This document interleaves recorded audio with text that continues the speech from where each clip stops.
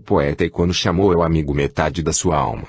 E eu senti que minha alma e a sua não eram mais que uma em dois corpos, e por isso causava-me horror a vida, porque não queria viver pela metade, e ao mesmo tempo tinha muito medo de morrer, para que não morresse de todo aquele a quem eu tanto amara. Capítulo 7. De Tagaste para Cartago. Ó loucura, que não sabe amar os homens humanamente. Ó homem insensato, que sofre desmedidamente os reveses humanos. Assim era eu então, e assim agitava-me, suspirava, chorava, perturbava-me, e não encontrava descanso nem conselho. Trazia a alma em farrapos e ensanguentada, indócil ao meu governo, e eu não encontrava lugar onde a pudesse depor.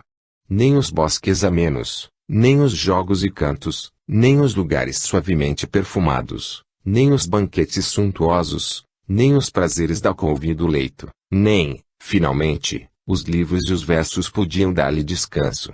Tudo me causava horror, até a própria luz. Tudo o que não era o que ele era-me insuportável e odioso, exceto gemer e chorar, pois, somente nisto achava algum repouso. E se minha alma deixava de chorar, logo pesava sobre mim o grande fardo da desgraça. A ti, Senhor, deveria ser elevada, para ter cura. Eu o sabia, mas não o queria nem podia. Tanto mais que, ao pensar em ti, não tinha em mente algo sólido e firme, mas um fantasma, o meu erro. Se nele tentava descansar minha alma, logo deslizava como quem pisa em falso, e caía de novo sobre mim. Eu era para mim mesmo uma infeliz morada, na qual era ruim e da qual não podia sair. E para onde iria meu coração, fugindo de si mesmo? Para onde fugir de mim mesmo? Para onde não me seguiria? Por isso fugi de minha pátria, porque meus olhos buscariam menos meu amigo onde não estavam acostumados a vê-lo. E assim me fui de Tagaste para Cartago. Capítulo 8. O consolo do tempo e da amizade. O tempo não corre debaúde, nem passa inutilmente sobre nossos sentidos, antes, causa na alma efeitos maravilhosos. Assim vinha e passava, dias após dias, e passando deixava em mim novas esperanças e novas recordações, pouco a pouco restituía-me a meus prazeres de outrora, aqui ia cedendo minha dor. Substituíam-na não novas dores, mas sementes de novas dores. Mas, porque me penetrara aquela dor tão profundamente, até o mais íntimo de meu ser, senão porque derramei minha alma sobre a areia, amando a um mortal como se não o fora. O que mais me confortava e alegrava eram sobretudo as consolações de outros amigos, com os quais partilhava o amor para o que amava tem teu lugar, isto é, uma fábula enorme, uma longa mentira, cujo contato impuro corrompia nossa mente, arrastada pelo prurido de ouvir aquilo que agradava, fábula esta que não morria para mim, ainda que morresse algum de meus amigos. Outros prazeres havia neles que cativavam mais fortemente minha alma, como conversar, rir, agradar-nos mutuamente com amabilidade, ler juntos livros bem escritos, gracejar uns com os outros e divertir-nos juntos, às vezes discutir, mas sem ódio, como quando discordamos de nós mesmos para, com tais discórdias muito raras, temperar as muitas conformidades, ensinar ou aprender reciprocamente muitas coisas, suspirar impacientes pelos ausentes e receber alegres os recém-chegados. Estes sinais, e outros semelhantes, que procedem de corações que se amam, e que se manifestam no rosto, na fala, nos olhos, e em mil outros gestos graciosos, inflamavam nossas almas, como em uma centelha, fazendo de muitas uma só. Capítulo 9. O amigo de Deus. É isso que se ama nos amigos, e de tal modo se ama, que a consciência humana se julga culpada se não ama o que a ama, ou se não retribui amor com amor procurando na pessoa do amigo apenas o sinal exterior de sua benevolência. Daqui o pranto do luto quando morre um amigo, as trevas de dores, e as lágrimas que inundam o coração quando a doçura se transforma em angústia, e a morte dos que morrem na morte dos que vivem. Bem-aventurado o que te ama, Senhor, e ama o amigo em ti, e o inimigo por amor a ti, só não perde o amigo quem tem a todos por amigos naquele que nunca se perde. E quem este, senão nosso Deus, o Deus que fez o céu e a terra, e os enche, porque, enchendo-os, os criou. Ninguém, Senhor, te perde senão que te abandona. Mas, quem te deixa, para onde vai, ou para onde foge, senão de ti benévolo pratirado? onde não achará tua lei para seu castigo. Porque tua lei é a verdade, e a verdade és tu mesmo. Capítulo 10. As mentiras da beleza. Ó Deus das virtudes, converte-nos e mostra-nos tua face, e seremos salvos. Porque, para onde quer que se volte a alma humana, onde quer que se estabeleça fora de ti, sempre encontrará dor, mesmo que sejam as belezas que estão fora de ti, fora de si mesma, e todavia, estas nada seriam se não existissem em ti. Elas nascem e morrem, e, nascendo, começam a existir, e crescem para alcançar a perfeição e, uma vez perfeitas, começam a envelhecer e morrem. Embora nem tudo envelheça, tudo pereça. Logo, quando os seres nascem e se esforçam para existir, quanto mais depressa crescem para existir, tanto mais se apressam para deixar de existir. Esta é a sua condição. Eis tudo o que lhes deste, porque são partes de coisas que não existem simultaneamente, mas, morrendo e sucedendo-se umas às outras, formam o conjunto de que são partes. Assim forma-se também nosso discurso, por meio dos sinais sonoros. Este nunca se realizaria se uma palavra não se extinguisse, depois de pronunciadas suas sílabas, para dar lugar à seguinte. Que minha alma te louve por tudo isto, ó Deus, Criador de todas as coisas, mas não se pegue a elas com o visco do amor dos sentidos, pois também elas caminham para o não ser, e dilaceram a alma com desejos pestilenciais, e ela quer existir e gosta de descansar nas coisas que ama. Mas nelas não acha onde, porque as coisas não são estáveis. Elas são fugazes, e quem poderá segui-las com os sentidos da carne? Ou quem as pode alcançar, mesmo estando presentes? Lento é o sentido da carne, por ser da carne, mas essa é a sua condição. É suficiente para o que foi criado, mas não é para reter o curso das coisas, do princípio que lhes foi fixado, até o fim que lhes foi designado, porque em teu verbo, que as criou, ouvem estas palavras, daqui até ali. Capítulo 11. A verdade de Deus. Não seja vã, ó minha alma, nem ensurdeças o ouvido do coração com o tumulto de tua vaidade. Ouve também, o próprio verbo clama que voltes, porque só acharás repouso imperturbável lá onde o amor não é abandonado, se ele não nos abandona antes. Eis que as coisas passam para ceder lugar às outras, e para que assim se forme este universo inferior, de todas as suas partes. Mas, por acaso, afasto-me de um lugar para outro. Diz o verbo de Deus, fixa nele tua morada, confia a ele tudo o que dele recebeste, alma minha, já cansada de tantos enganos. Confia a verdade quanto da verdade recebeste, e nada perderás, antes, tua podridão reflorescerá e serão curadas todas as tuas fraquezas, e serão retomadas e renovadas, estreitamente unidas a ti, tuas partes inconscientes, e já não te arrastarão para a ladeira por onde descem, mas permanecerão contigo para sempre onde está Deus, eterno e imutável. Porque, perversa, segues o apelo de tua carne. Seja esta, convertida a te seguir. Tudo o que por ela sentes é parte, mas ignoras o todo de que é parte, ainda que te dê prazer. Mas, se os sentidos de tua carne fossem idôneos para compreender o todo, e se, para teu castigo, não tivessem sido justamente limitados a compreender apenas partes do universo, certamente desejarias que passasse tudo o que presentemente existe, para melhor desfrutar do conjunto. O que falamos também ouves com os ouvidos da carne, e com certeza não queres que as sílabas se detenham, mas que voem, para que outras lhes sucedam, e assim ouvires o conjunto. O mesmo acontece com todas as coisas que compõem um todo, quando essas partes constituintes não existem simultaneamente, há mais encanto no todo do que nas partes percebidas separadamente. Mas melhor do que todas elas, é o que as fez, que é nosso Deus, que não passa, porque nada vem depois dele. Capítulo 12. O amor em Deus. Se te agradam os corpos, louva a Deus neles, e dirige teu amor para teu artífice, para não o desagradar nas mesmas coisas que te agradam.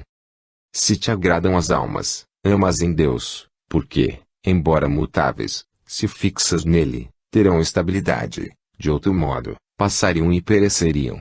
Amas, pois, nele, e arrasta contigo até ele quantas almas puderes, dizendo-lhes, amemo-lo. Porque ele criou estas coisas, e não está longe, ele não as fez para depois ir embora, mas dele procedem e nele estão. E ele está onde aprecia a verdade, no mais íntimo do coração, mas o coração errante se afastou dele. Voltai, pecadores, ao coração, e ligai-vos àquele que é vosso Criador.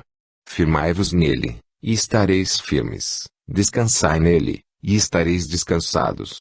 Para onde ides por esses ásperos caminhos? Para onde ides? O bem que amais, dele procede, mas só é bom e suave quando se dirige a ele, porém, será justamente amargo se, abandonando a Deus, amardes injustamente o que dele procede. Porque continuai por caminhos difíceis e trabalhosos. O descanso não está onde o buscais. Buscais a vida feliz na região das trevas, não está lá. Como achar a vida bem-aventurada onde nem sequer há vida? Ele, nossa vida real, veio até nós, sofreu nossa morte, e a suplantou com a abundância de sua vida, com voz de trovão clamou para que voltássemos a ele, para o lugar escondido de onde veio até nós, passando primeiro pelo seio de uma virgem, onde se desposou com ele a natureza humana, carne mortal, para não ficar sempre mortal. Dali, como o esposo que sai do tálamo, deu saltos como um gigante, para correr seu caminho. E não se deteve, correu clamando com as suas palavras, com suas obras, com sua própria morte, com sua vida, com sua descida aos ínferos e com sua ascensão, clamando para que voltássemos a ele. Se ele se afastou de nossa vista, foi para que entremos em nosso coração, e ali o encontremos. Se partiu, ainda está conosco. Não quis ficar por muito tempo entre nós, mas não nos abandonou. Retirou-se de onde nunca se afastou, pois o mundo foi criado por ele, e no mundo estava, e o mundo veio para salvar os pecadores. E a ele se confessa minha alma, a ele que a cure contra quem pecou. Filhos dos homens, até quando sereis duros de coração? Será possível que, depois de ter a vida descido até vós, não querais subir e viver? Mas para onde subis, quando vos ergueis e abris vossa boca no céu? Descei para subir até Deus, já que caístes levantando-vos contra Deus. Dize-lhes isto, minha alma, para que chore neste vale de lágrimas, e assim os arrebates contigo para Deus, pois, ao dizer estas palavras ardendo em chamas de caridade, é o Espírito Divino que te inspira. Capítulo 13. O problema do belo. Então eu ignorava tais coisas, e por isso amava belezas terrenas. Caminhava para o abismo, dizendo a meus amigos, será que amamos algo que não é belo? E que é o belo? E que é a beleza? Que é que nos atrai e apega às coisas que amamos? Pois, com certeza, se nelas não houvesse certa graça e formosura, não nos atrairiam. E eu observava e via que no mesmo corpo uma coisa era o todo, harmonioso e belo, e outra o que lhe era conveniente, só a aptidão de se ajustar de maneira perfeita a alguma coisa como, por exemplo, a parte do corpo em relação ao conjunto, o calçado em relação ao pé, e outras similares. Esta consideração brotou em minha alma do íntimo de meu coração, e escrevi alguns livros sobre o belo e o conveniente, creio que 2 ou 3, tu sabes, Senhor, pois já me esqueci, e não os tenho mais porque se me extraviaram não sei como. Capítulo 14. Razões de uma dedicatória. Mas, meu Senhor e meu Deus, qual o motivo de dedicar esses livros a Hiério, orador de Roma? Não o conhecia, apreciando-o apenas pela fama de sua doutrina, que era grande, e por alguns ditos seus, que ouvira, e que me agradaram. Mas dele gostava principalmente porque lhe agradava aos outros, que lhe tributavam grandes elogios, admirados de que um sírio, educado na eloquência grega, chegasse a orador admirável na latina, e grande conhecedor de todos os assuntos, ligados à filosofia. Assim, ouve-se louvar um homem, e, embora ausente, começa-se a amá-lo. Entrará o amor no coração do que ouve pela boca do que louva. É certo que não, mas o amor de um se inflama com o amor do outro. Por isso se ama ao que é louvado, mas só quando se está persuadido de que o louvor vem de coração sincero, ou quando o louvor é inspirado pelo amor. Assim pois amava eu então aos homens, pelo juízo dos homens, e não pelo teu, meu Deus, em quem ninguém se engana. Contudo, porque não o louvava como se louva a um auriga famoso ou a um caçador afamado pelas aclamações do povo, mas de modo mais distinto e mais ponderado, tal como eu gostaria de ser louvado. Certamente, Eu não gostaria de ser louvado e amado como os comediantes, embora eu também os ame e louve. Antes, preferiria 1000 vezes permanecer desconhecido a ser louvado dessa maneira, e mesmo ser odiado a ser amado assim. De que modo convivem em uma alma gostos tão vários e diversos? Como é que amo em outro que rejeitaria e afastaria para longe de mim, sendo ambos homens? Aprecia-se um bom cavalo, sem que se queira ser um cavalo, se isso fosse possível. Mas de um estranho não se pode dizer o mesmo, pois tem a mesma natureza que nós. Logo, amo em um homem o que teria horror de ser, embora também eu seja homem. Grande abismo é o homem, cujos cabelos tu, Senhor, tens contados, e não se perde um sem que tu saibas, e, contudo, mais fáceis de contar são seus cabelos que suas paixões e os movimentos de seu coração. Mas aquele orador era do número dos que eu amava a ponto de desejar ser como ele, mas eu andava errante por meu orgulho e era arrastado por toda espécie de vento, embora em segredo fosse governado por ti. E como sei, e como te confesso com tanta certeza que eu amava mais por amor dos que o louvavam do que pelos méritos que lhe valiam esses louvores. Se em vez de o louvarem aquelas mesmas pessoas o criticassem, e se me contassem dele as mesmas coisas, mas com censura e desprezo, certamente não me entusiasmaria por ele. Não obstante, os fatos não seriam diferentes e nem o homem outro, mas unicamente os sentimentos dos narradores. Eis onde jaz a enferma alma que ainda não se apoiou na firmeza da verdade. É levada e trazida, atirada e rechaçada, segundo os sopros das línguas que ventam dos peitos dos que opinam. E de tal modo a luz lhe é toldada, que não distingue a verdade, apesar de estar ela à nossa vista. Para mim era importante que aquele homem conhecesse minhas palavras e meus trabalhos.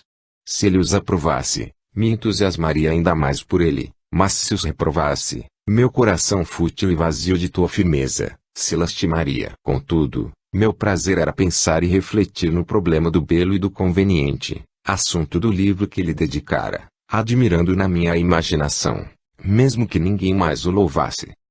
Capítulo 15. Os primeiros livros. Mas não atinava com a chave de tuas artes em tão grandes obras, ó Deus onipotente, único Criador de maravilhas. Vagava minha alma pelas formas corpóreas, e definia o belo como o que agrada por si mesmo, e o conveniente como o que agrada por sua acomodação a outra coisa, e apoiava essa distinção com exemplos tomados dos corpos. Daqui passei à natureza da alma, mas o falso conceito que tinha das coisas espirituais não me permitia perceber a verdade.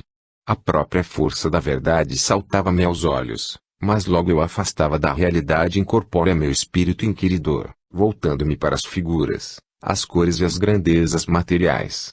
E como não podia ver nada semelhantes na alma, julgava que tampouco seria possível ver minha alma. Mas, como eu amava a paz da virtude, e aborrecia a discórdia do vício, notava naquela certa unidade e neste certa desunião, parecia-me que residisse nessa unidade a alma racional, a essência da verdade e do sumo bem. Na desunião, via eu não sei que substância de vida irracional e a natureza do sumo mal, que não era apenas substância, mas também verdadeira vida. Todavia não procedia de ti, meu Deus, de quem procedem todas as coisas. E chamava aquela unidade mônada, como alma sem sexo, e a esta multiplicidade díada, como a ira nos crimes, a concupiscência nas paixões, sem saber o que dizia. Ignorava então, ainda não havia aprendido que o mal não é substância alguma, nem que nosso espírito não é o bem soberano e imutável. Assim como se cometem crimes quando o movimento do espírito é vicioso e se atira insolente e turbulento, e se cometem infâmias quando o afeto da alma, fonte dos prazeres carnais, é imoderado, assim os erros e falsas opiniões contaminam a vida se a alma racional está viciada, como estava a minha então. Ignorava que ela deveria ser ilustrada por outra luz para participar da verdade, por não ser da mesma essência da verdade, porque tu, Senhor, alumiarás minha lâmpada, tu, meu Deus, iluminarás minhas trevas, e todos participamos de tua plenitude, porque és a luz verdadeira que ilumina todo homem que vem a este mundo, e porque em ti não há mudança nem há momentânea obscuridade. Eu me esforçava para me aproximar de ti, mas tu me repelias para que experimentasse a morte, pois resistes aos soberbos. E que maior soberba haveria que afirmar, com inaudita loucura, que eu era da mesma natureza que tu. Porque, sendo eu mutável, e reconhecendo-me tal, pois, se queria ser sábio, era para fazer-me de menos para mais perfeito, preferia, contudo, julgar mutável a ti do que não ser o que tu és. Eis aqui porque era repelido, e porque resistias à minha soberba cheia de vento. Eu não imaginava mais que formas corpóreas, carne, acusava carne, espírito errante, não conseguia voltar para ti, nem em mim, nem nos corpos, não eram sugeridas por tua verdade, mas imaginadas por minha vaidade, de acordo com os corpos. E dizia aos pequeninos teus fiéis concidadãos, dos quais eu, ignaro, ainda exilado, dizia-lhes eu, tagarela inepto, porque a alma, criatura de Deus, se engana. Mas não queria que dissessem, e porque Deus se engana. E defendia antes que tua substância imutável era obrigada a errar, para não confessar que a minha, mutável, se desencaminhara espontaneamente, ou que era castigada pelo erro. Teria eu 26 ou 27 anos quando escrevi essas coisas, revolvendo dentro de mim apenas imagens corporais, cujo ruído aturdia os ouvidos do meu coração. Buscava eu aplicá-los, ó doce verdade, à tua melodia interior, quando meditava sobre o belo e o conveniente.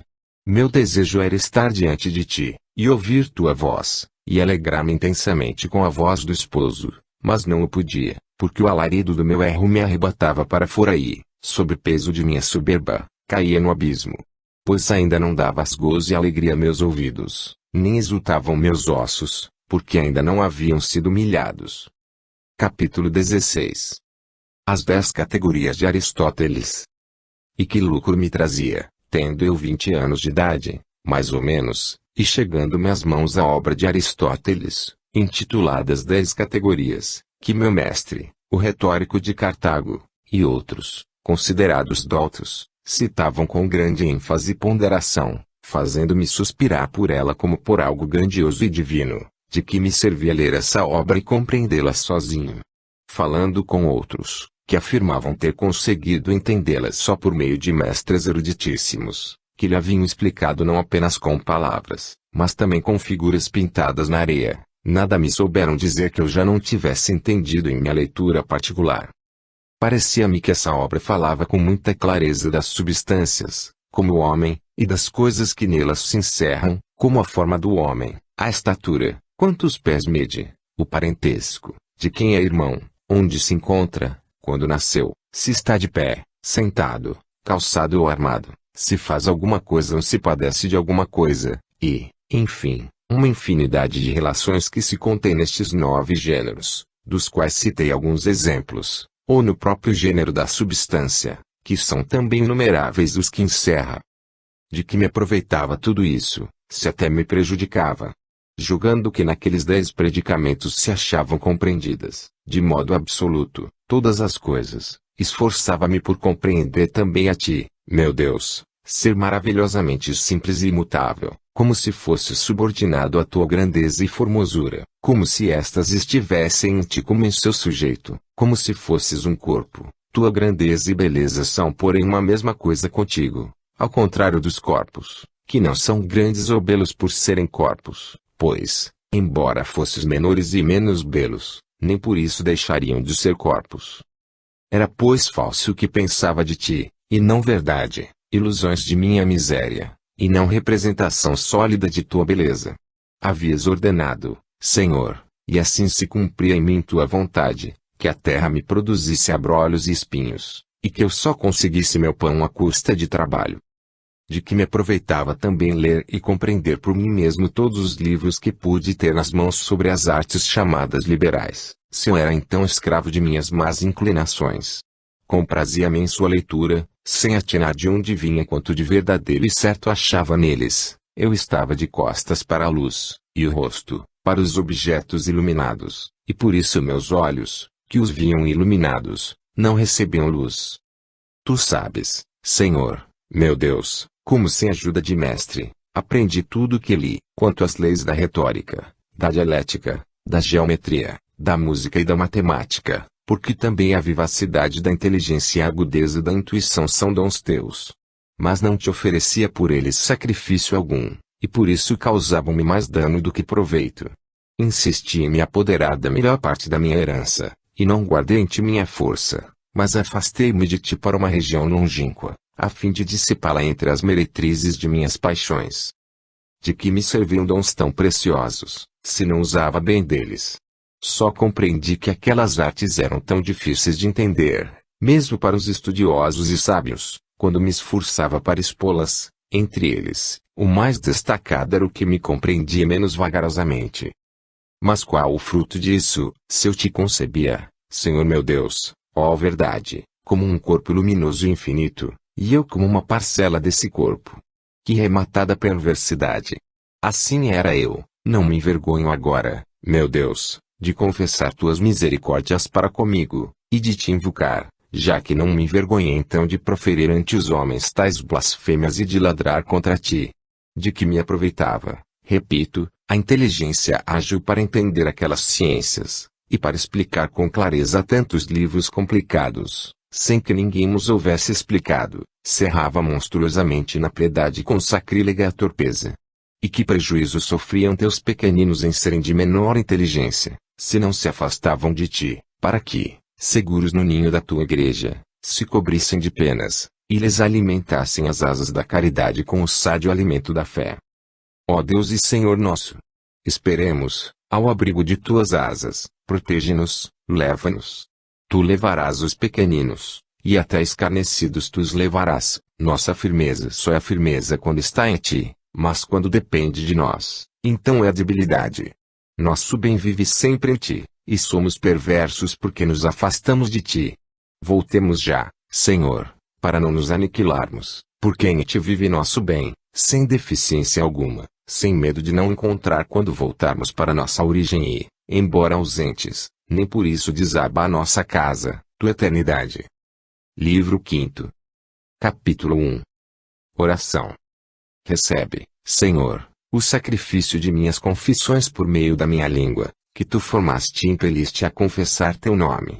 Cura todos os meus ossos, e que eles proclamem, Senhor, quem haverá semelhante a ti?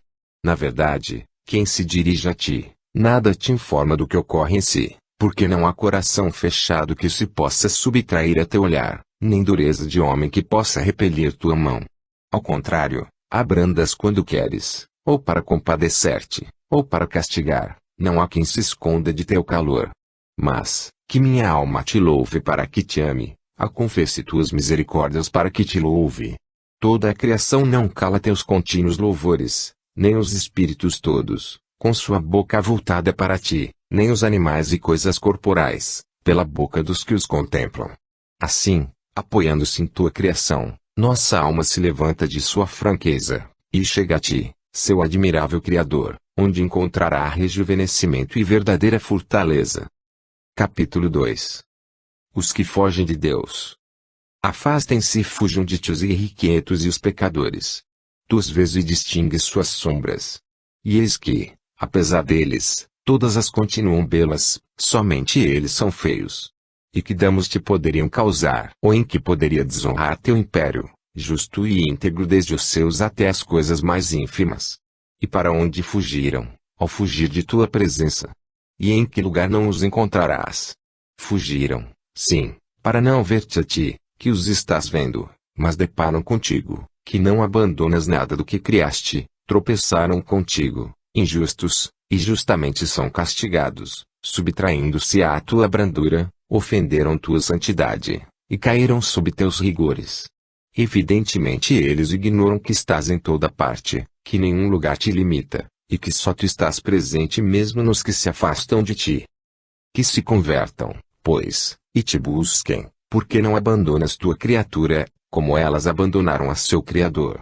Que se convertam, e logo estarás em seus corações, nos corações dos que te confessam, dos que se lançam em ti, dos que choram em teu regaço depois de percorrerem penosos caminhos. E tu, bondoso, enxugarás suas lágrimas, e chorarão ainda mais, mas serão felizes por chorar, porque és tu, Senhor, e nenhum homem de carne e sangue, tu, Senhor, que os criaste, que os consolas e robusteces. E onde estava eu quando te buscava? Certamente, estavas diante de mim, mas eu me havia afastado de mim mesmo, e não me encontrava, e muito menos de ti. Capítulo 3. Fausto e o maniqueísmo. Falarei, na presença de meu Deus, do ano 29º de minha vida. Já havia chegado a Cartago um dos bispos maniqueus, chamado Fausto, grande laço do demônio, no qual caíam muitos pelo encanto sedutor de sua eloquência. Apesar de ser exaltada por mim, eu a sabia contudo discernir das verdades que desejava conhecer. Não era o prato do estilo que eu considerava, mas o alimento doutrinal que nele me era servido por aquele famoso Fausto, tão reputado entre os seus. Antecederam a fama de homem erudito em toda espécie de ciência, e particularmente instruído nas artes liberais. E como eu tinha lido muitas teorias dos filósofos, e as guardava na memória, quis comparar algumas destas com as grandes fábulas do maniqueísmo. Parecia-me mais prováveis as doutrinas daqueles que chegaram a conhecer a ordem do mundo, embora não tivessem encontrado seu Criador. Porque tu és grande, Senhor, e pondes os olhos nas coisas humildes, e as elevadas as conheces de longe, e não te aproximas senão dos contritos de coração. Nem és encontrado pelos soberbos, ainda que sua curiosa perícia seja capaz de contar as estrelas do céu e as areias do mar, seja capaz de medir as regiões do céu e de investigar o curso dos astros. Com a inteligência e o engenho que lhes deste investigam os segredos do mundo, e descobriram muitos deles, predisseram com muitos anos de antecedência os eclipses do Sol e da Lua, no dia e hora em que hão de suceder, sem que nunca lhes falhasse o cálculo, acontecendo sempre tal e como haviam anunciado. Deixaram ainda por escrito as leis por eles descobertas, as quais ainda hoje se leem, e de acordo com elas se prediz em que ano, e em que mês do ano, e em que dia do mês, e em que hora do dia, e em que parte de sua luz se hão de eclipsar o Sol e a Lua, e tudo acontece como está predito. Admiram-se disto os ignorantes, e pasmam. Os sábios gloriam-se disso, e se desvanecem, e com ímpia soberba afastam-se e se eclipsam de tua luz. E, prevendo com exatidão o eclipse vindouro do Sol, não veem o seu, que já está presente. Não procuram religiosamente saber de onde lhes vem o talento com que investigam essas coisas e, achando que tu as criaste, não se entregam a ti, para que conserves o que lhes deste, nem se te oferecem em sacrifício, como se tivessem feito a si mesmos, nem dão morte às suas soberbas, que alçam voo como aves do céu, nem às suas insaciáveis curiosidades que, como peixes do mar, passeiam pelas secretas sendas do abismo, nem às suas luxúrias, que os igualam aos animais do campo, a fim de que tu, ó Deus, fogo devorador, destruas estas suas preocupações de morte, e os torne a criar para uma vida imortal. Mas não conheceram o caminho, o teu verbo, por quem fizeste as coisas que numeram, e a eles próprios que as numeram, e os sentidos com que percebem as coisas que numeram, e a mente graças à qual as numeram. Tua sabedoria escapa aos números. Teu Filho unigênito se fez para nós sabedoria, justiça e santificação, e foi contado entre nós, e pagou tributo a César. Não conheceram este caminho, por onde desceriam de seu orgulho até ele, e por ele subiriam até ele. Não conheceram, digo, este caminho, e se julgaram mais elevados e resplandecentes que estrelas, e assim vieram a rolar por terra, e seu coração insensato se obscureceu.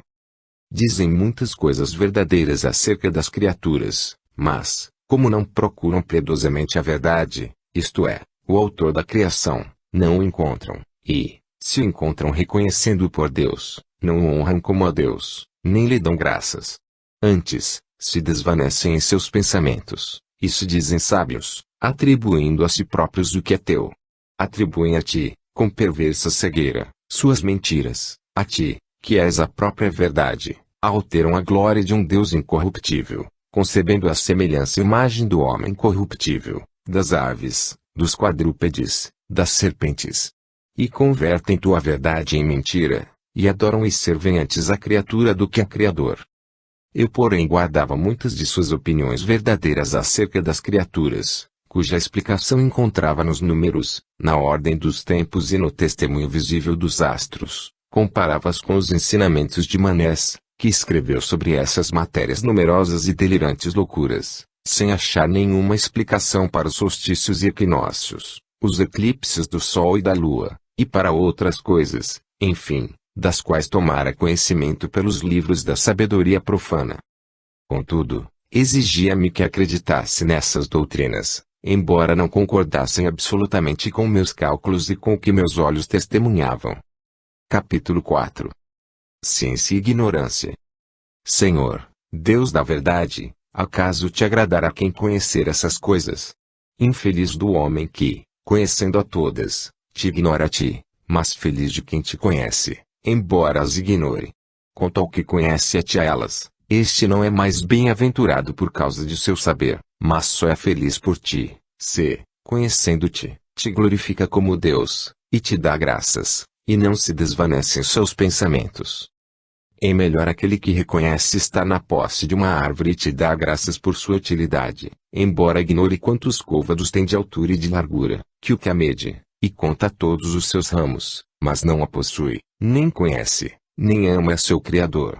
Assim o homem fiel, a quem pertencem todas as riquezas do mundo, e que, nada possuindo, possui tudo, por estar unido a ti, a quem servem todas as coisas, embora desconheça até o curso das estrelas da Ursa, e seria insensatez duvidar, é certamente melhor do que o que mede os céus, conta as estrelas e pesa os elementos, mas despreza a ti, que dispuseste todas as coisas em números, peso e medida. Capítulo 5. Loucuras de Manés. Mas, quem pediu a esse Manés que escrevesse sobre coisas cujo conhecimento não é necessário à piedade? Tu disseste ao homem, vê que a piedade é a sabedoria. Manés podia muito bem ignorar essa piedade ainda que fosse muito instruído nas ciências profanas. Mas, como não as conhecia, e se atrevia desavergonhadamente a ensiná-las, de nenhum modo conhecia a piedade. Pois certamente é vaidade alardear conhecimentos humanos, mesmo verdadeiros, e é piedade confessar-te a ti. Manés, afastando-se dessa regra, falou tanto sobre essas coisas que foi convencido de sua ignorância pelos que as conhecem bem. Donde se viu-se claramente o crédito que merecia em matérias mais obscuras. Ele não queria ser pouco estimado, empenhou-se em convencer aos demais que tinha em si, pessoalmente, e na plenitude de seu poder, o Espírito Santo, que consola e enriquece teus fiéis. Surpreendido em erro ao falar do céu, das estrelas, e do curso do sol e da lua, embora tais coisas não pertençam à religião, claramente deixou ver ser sacrílego seu atrevimento ao ensinar coisas que ignorava e também falsas, e isso com tão insano orgulho a ponto de atribuí-las à pretensa divindade de sua pessoa.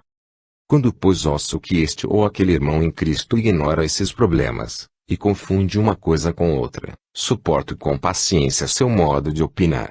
Nada vejo que possa ser-lhe prejudicial enquanto não fizer ideia indigna de ti, Senhor, Criador do Universo, mesmo que ignore até o lugar e a natureza das coisas materiais.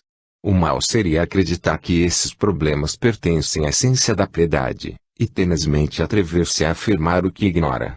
Mas ainda essa fraqueza é suportada nos primórdios da fé pela Mãe Caridade, até que o homem novo cresça e se transforme em varão perfeito, e não possa ser abalado por qualquer vento de doutrina. Quanto a Manés, que se atreveu a se fazer de doutor, de mestre, de guia e cabeça daqueles a quem convertera, de tal forma que os que o seguiam acreditassem seguir não um homem qualquer, mas teu Espírito Santo, quem não julgaria que tão rematada loucura, uma vez demonstrada sua falácia, deveria ser detestada e afastada para bem longe. Contudo, eu ainda não estava certo se o que havia lido em outros livros, sobre as mudanças dos dias e das noites, uns mais longos, outros mais curtos, e sobre o suceder-se dos dias e das noites, e dos eclipses do Sol e da Lua, e outros fenômenos semelhantes, poderiam ser explicados conforme sua doutrina. Caso isso fosse possível, eu ainda ficaria em dúvida quanto ao modo por que se realizariam esses fenômenos. Eu anteporia a autoridade de Manés à minha fé, pois o tinha então em conta de santo. Capítulo 6. A eloquência de Fausto. Durante os quase 9 anos em que meu espírito errante deu ouvidos aos maniqueus, esperei ansiosamente a vinda de Fausto. Os demais adeptos, com os quais me encontrava casualmente, embaraçados com as objeções que eu lhes fazia, remetiam-me a ele que, à sua chegada, com uma simples entrevista resolveria facilmente todas aquelas dificuldades, e ainda outras maiores que me ocorressem, de maneira claríssima. Logo que chegou, pude notar que se tratava de um homem simpático, de fala cativante, e que expunha os temas comuns dos maniqueus, mas com muito mais agrado que eles. Mas, que interessava a minha sede este elegante copeiro de copos preciosos? Eu já tinha os ouvidos fartos daquelas teorias, e nem me pareciam melhores por serem expostas em melhor estilo, nem mais verdadeiras pela elegância de suas formas, nem eu considerava Fausto mais sábio por ter o rosto de mais graça e sua linguagem mais finura. Aqueles que me haviam recomendado não eram bons juízes, tinham Fausto como homem sábio e prudente somente porque lhes agradava sua facúndia. Diferentes de outra espécie de homens que conheci, que tinham como suspeita a verdade, e não se lhe renderiam se lhes fosse apresentada com linguagem elegante e verbosa. Mas eu, meu Deus, nessa época já tinha aprendido de ti, por caminhos ocultos e admiráveis, e creio que eras tu que me ensinavas, porque era verdade, e ninguém pode ser mestre da verdade senão tu, seja qual for a instância e modo dela brilhar. Já havia aprendido de ti que não se deve ter por verdadeiro um pensamento porque expresso eloquentemente nem falso porque é dito com rudeza, e que, pelo contrário, um pensamento não é verdadeiro por ser enunciado com simplicidade, nem falso porque sua expressão é elegante. A sabedoria e a ignorância são como alimentos, proveitosos ou nocivos, e as palavras, elegantes ou rudes, como pratos preciosos ou toscos, nos quais se podem servir a ambos. A ânsia com a qual por tanto tempo esperara por Fausto, deleitava sem fim com o ardor e a vivacidade de suas disputas, com os termos apropriados e a facilidade com que lhe vinham à boca para adornar seu pensamento. Deleitava-me, certamente, e eu o louvava e exaltava com os outros, e muito mais ainda do que eles. Contudo, na reunião dos ouvintes, me aborrecia não poder apresentar-lhe minhas dúvidas, e dividir com ele os cuidados de meus problemas, conferindo com ele minhas dificuldades em forma de perguntas e respostas. Quando, enfim, o pude fazer, acompanhado de meus amigos, comecei a falar-lhe em ocasião e lugar oportunos para tais discussões, apresentando-lhe algumas objeções das que mais me preocupavam. Vi então que se tratava de homem completamente ignorante das artes liberais, com exceção da gramática, que conhecia de modo superficial. Contudo, como havia lido alguns discursos de Cícero, e pouquíssimos livros de Sêneca, alguns poemas e livros da seita, escritos em bom latim e com arte, e como se exercitava todos os dias em falar, adquirira grande facilidade de expressão, que ele tornava mais agradável e sedutora com o bom emprego de seu talento e certa graça natural. Não é assim como estou contando, meu Senhor e meu Deus, juiz de minha consciência. Diante de ti estão meu coração e minha memória, e que já então guiavas no segredo oculto de tua providência, pondo diante de meus olhos meus erros vergonhosos, para que os visse e odiasse. Capítulo 7. Desilusão. Por isso, logo que reconheci sua ignorância naquelas ciências em que o julgava grande conhecedor, comecei a desesperar de que me pudesse esclarecer e resolver as dificuldades que me preocupavam. É bem verdade que ele podia ignorar tais coisas e possuir a verdadeira piedade, contanto que não fosse maniqueísta. Seus livros estão cheios de fábulas intermináveis acerca do céu e dos astros, do sol e da lua, que eu já não esperava, mas que pudesse explicar tão argutamente como eu desejava, comparando-as com os cálculos matemáticos que eu lera em outras partes, para ver se deveria preferir o que diziam os livros de Manès, ou se, pelo menos, estes apresentavam demonstrações de igual valor. Mas, quando apresentei minhas dificuldades à sua consideração e crítica, com grande modéstia, não se atreveu a tomar sobre si tal encargo, pois certamente sabia que ignorava o assunto e não se envergonhava de confessá-lo. Não pertencia à classe de charlatães que me vi obrigado muitas vezes a suportar, que pretendiam ensinar-me tais coisas, mas não me diziam nada. Este, pelo menos, tinha coração, se não dirigido a ti, pelo menos não era incauto consigo mesmo. Não ignorava totalmente sua ignorância, razão pela qual não quis meter-se temerariamente em questões de onde não pudesse sair, ou de muito difícil retirada. Por isso mesmo cresceu aos meus olhos, por ser a modéstia de uma alma que se conhece muito mais bela que o saber que eu desejava, e em todas as questões mais difíceis e sutis o encontrei sempre com igual ânimo.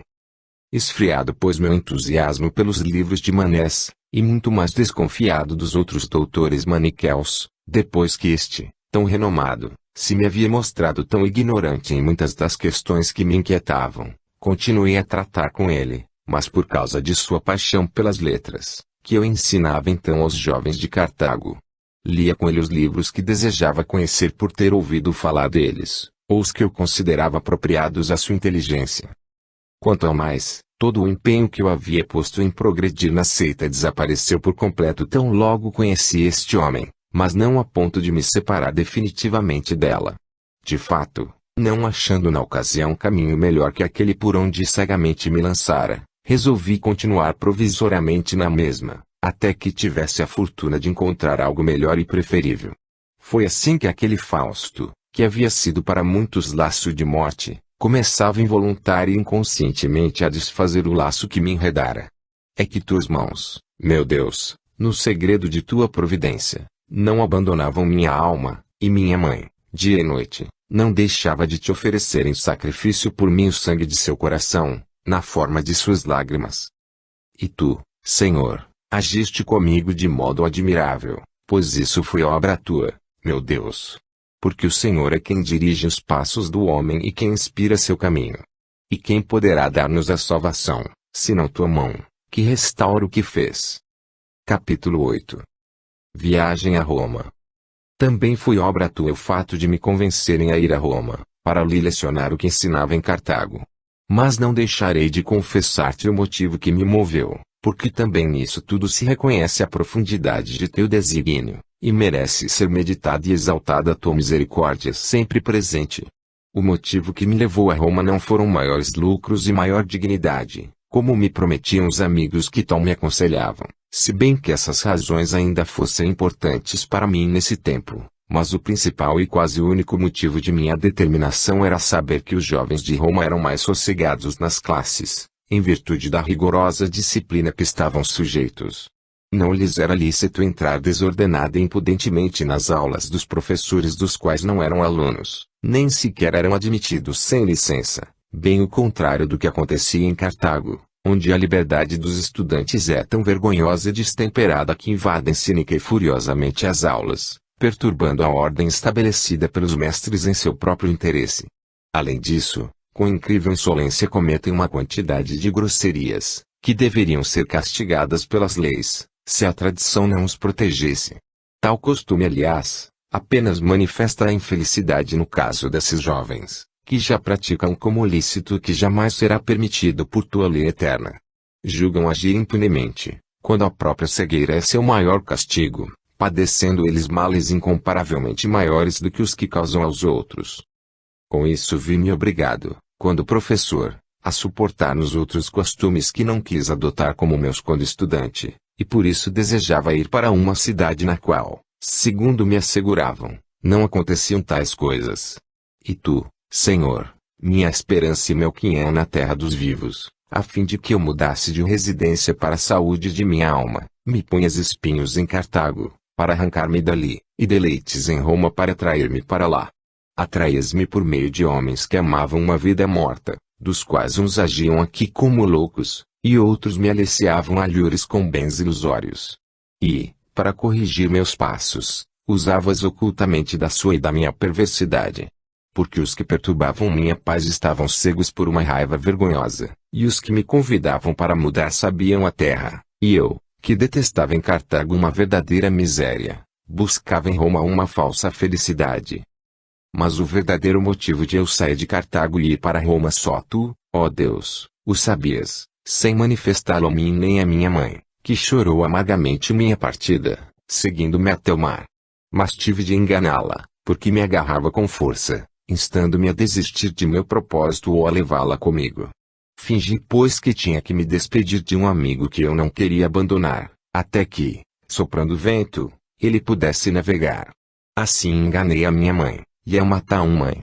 Fugi, e tu também me perdoaste este pecado misericordiosamente, salvando-me a mim, cheio de execráveis imundícies, das águas do mar para que chegasse às águas de tua graça.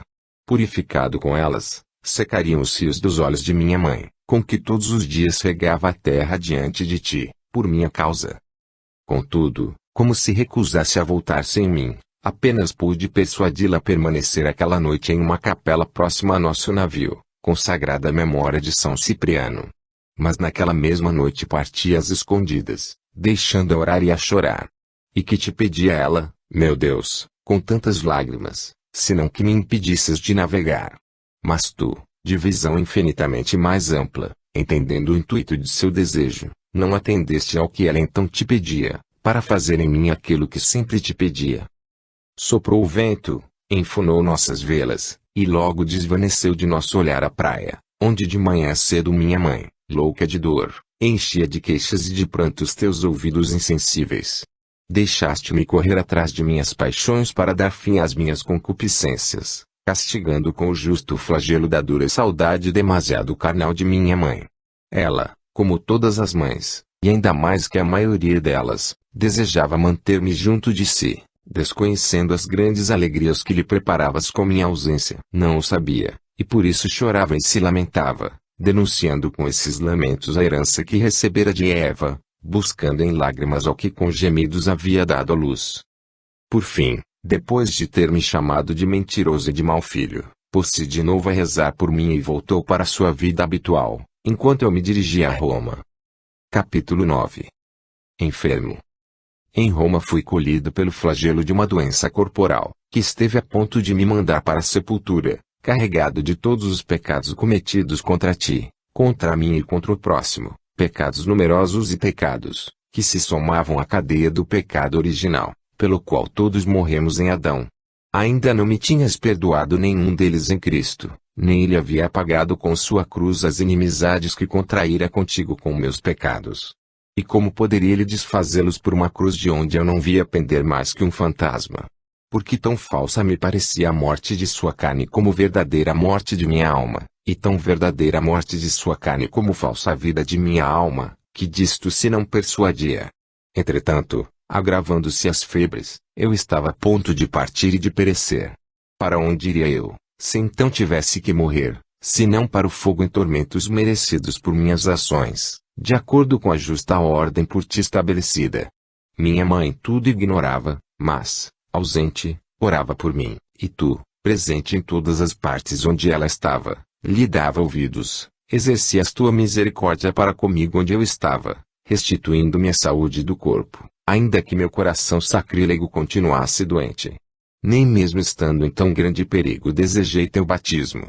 Quando o menino eu era melhor, porque então solicitei a piedade de minha mãe, como já recordei e confessei.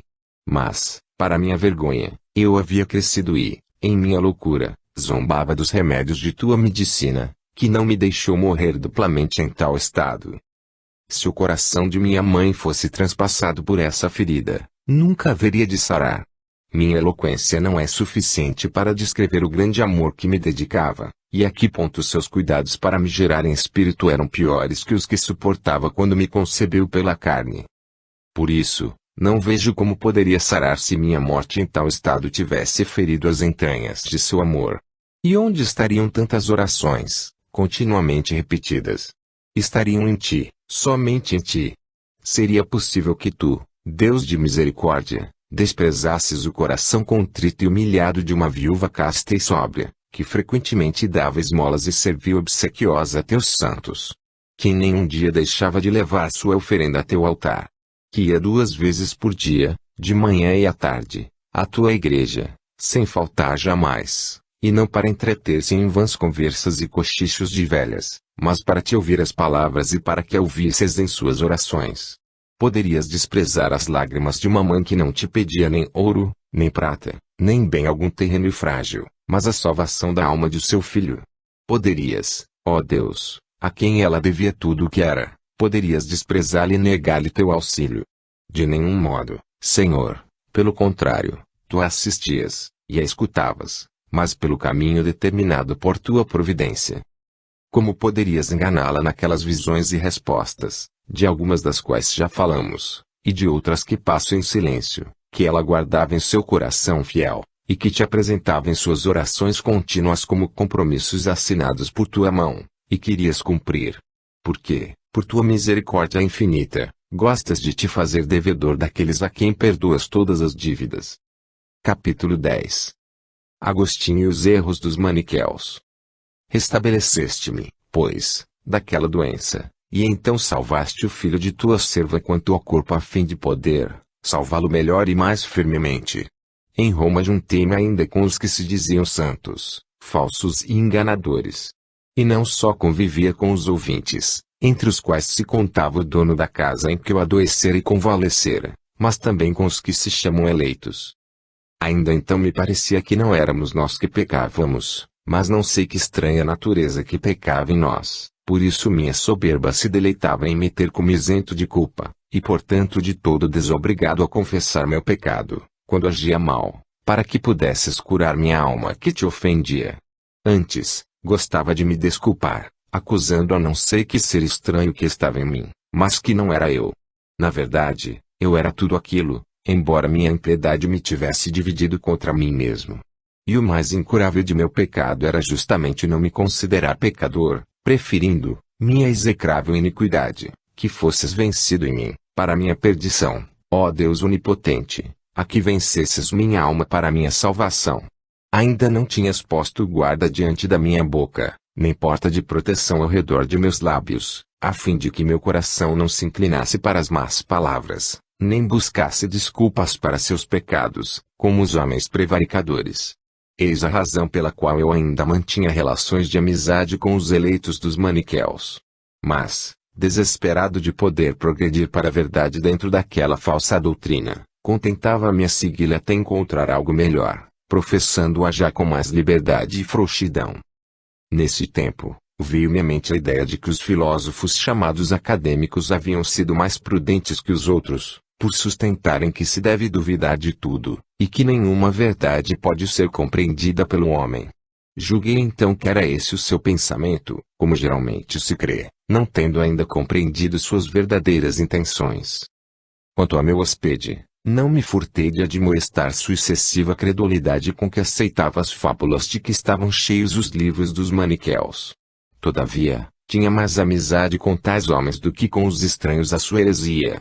É verdade que já não a defendia com a antiga animosidade, mas sua familiaridade, em Roma havia muitos deles ocultos, tornava-me bastante negligente para procurar outra coisa. Desesperava eu principalmente de poder achar a verdade em tua igreja, ó Senhor dos céus e da terra, Criador de todas as coisas visíveis e invisíveis, verdade da qual eles me afastavam. Parecia-me muito torpe acreditar que tinhas figura de carne humana, e que estavas limitado pelos contornos de um corpo como o nosso. E quando queria pensar em meu Deus, não o sabia imaginar senão com massa corpórea, pois não me parecia que pudesse existir algo diferente. Esta era a causa principal e quase única de meu erro inevitável. Daqui se gerou também minha crença de que o mal tivesse substância, também corpórea, massa negra e disforme, ora espessa, a que chamavam terra, ora tênue e sutil, como o ar, a qual julgava ser um espírito maligno que investia sobre a terra. E visto que minha piedade, por pouca que fosse, me obrigava a pensar que um Deus bom não podia criar nenhuma natureza má, eu imaginava duas substâncias antagônicas, ambas infinitas, a do mal um pouco menor, a do bem um pouco maior, e deste princípio pestilencial originavam-se as demais blasfêmias. Com efeito, quando meu espírito se esforçava por voltar à fé católica, era rechaçado porque minha ideia de fé católica não era correta. E me parecia ser mais piedoso, ó Deus, a quem louvam em mim tuas misericórdias, julgar-te infinito por todas as partes, com exceção de um aspecto, a substância do mal, onde era forçoso reconhecer teus limites, do que julgar-te ilimitado por todas as partes pelas formas do corpo humano. Também tinha como melhor admitir que não havias criado nenhum mal, o qual aparecia à minha ignorância não só como substância, mas como substância corpórea, por eu não poder conceber o espírito senão como corpo sutil difundido pelos espaços, do que crer que a natureza do mal, tal como a imaginava, procedesse de ti. Também supunha que nosso Salvador, teu Filho unigênito, houvesse surgido, para nos salvar, dessa substância lucidíssima de teu corpo. A seu respeito, nada aceitava senão o que me sugeria minha louca imaginação. E por isso julgava que tal natureza não podia nascer da Virgem Maria sem se ajuntar com a carne, mas não via como poderia juntar-se à carne sem se corromper. Por isso tinha medo de acreditar em sua encarnação, para não me ver obrigado a julgá-lo corrompido pela carne. Sem dúvida agora teus fiéis irão sorrir, branda e amorosamente, se lerem estas minhas confissões, mas eu, realmente,